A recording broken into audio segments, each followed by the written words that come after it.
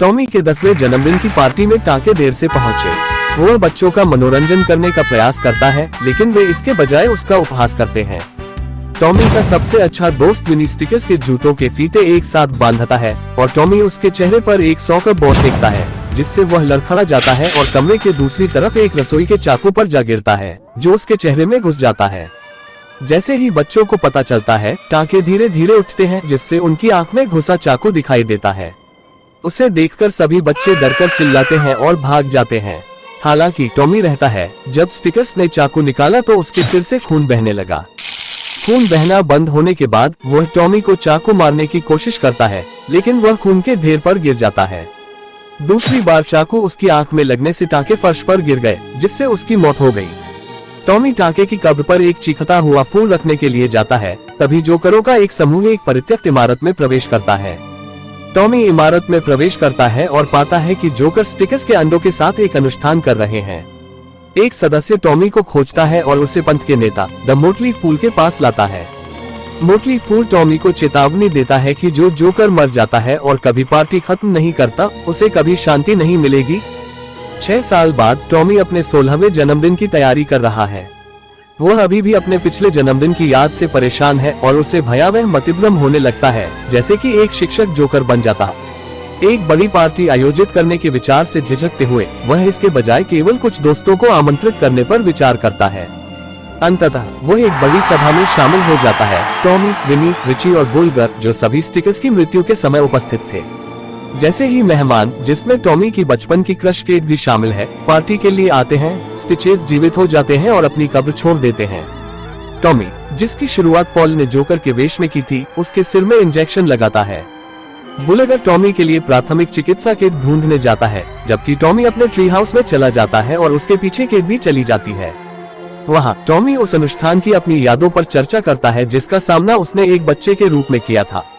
इस बीच पॉल पर स्टिकर्स द्वारा हमला किया जाता है, जो उसके कान और उसकी एक बाह को फाड़ देता है और उसके सिर को लात मारने से पहले उसके गले से एक जीवित खरगोश को बाहर निकालता है। फिर जोकर बुलगर को ढूंढता है, एक कैन ओपनर से उसकी खोपड़ी खोलता है और एक आइसक्रीम स्कूपर से उसका मस्तिष्क निकाल लेता है। सारा, पॉल की प्रेमिका, उसे ढूंढने के लिए अटारी में प्रवेश करती है। वहाँ उस पर स्टिकर्स द्वारा हमला किया जाता है और वह वापस लड़ने में सफल हो जाती है। जैसे ही वह भागने की कोशिश करती है, टाके उसकी खोपड़ी में छाता घुसा देती है, जिससे उसकी मौत हो जाती है।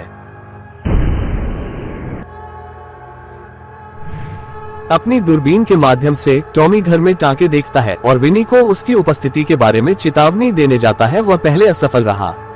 टॉमी केट और पार्टी के अन्य लोगों को चेतावनी देने की कोशिश करता है, लेकिन वे उस पर विश्वास नहीं करते हैं। बाहर स्टिकर्स रिची पर हमला करता है। रिची भागने का प्रयास करता है, लेकिन लड़खड़ाकर गिर जाता है। बाइक पंप से उस पर वार करने और उसे फुलाने से पहले टाके ने उसकी आंतों को चीर दिया और उन्हें एक गुब्बारे वाले जानवर में बदल दिया। टाके रिची में इतनी हवा भरने में कामयाब हो जाते हैं कि उसका सिर फट जाए। जब विनी को पता चला कि टॉमी सच बोल रहा है, तो वह वहां से निकलने की कोशिश करती है, लेकिन स्टिकर्स उन पर हमला कर देता है। टॉमी ने उसे चाकू मार दिया। टॉमी और विनी ने केट को बचाया, लेकिन जब वे भागने की कोशिश कर रहे थे तो स्टिकर्स ने उसे बेहोश कर दिया।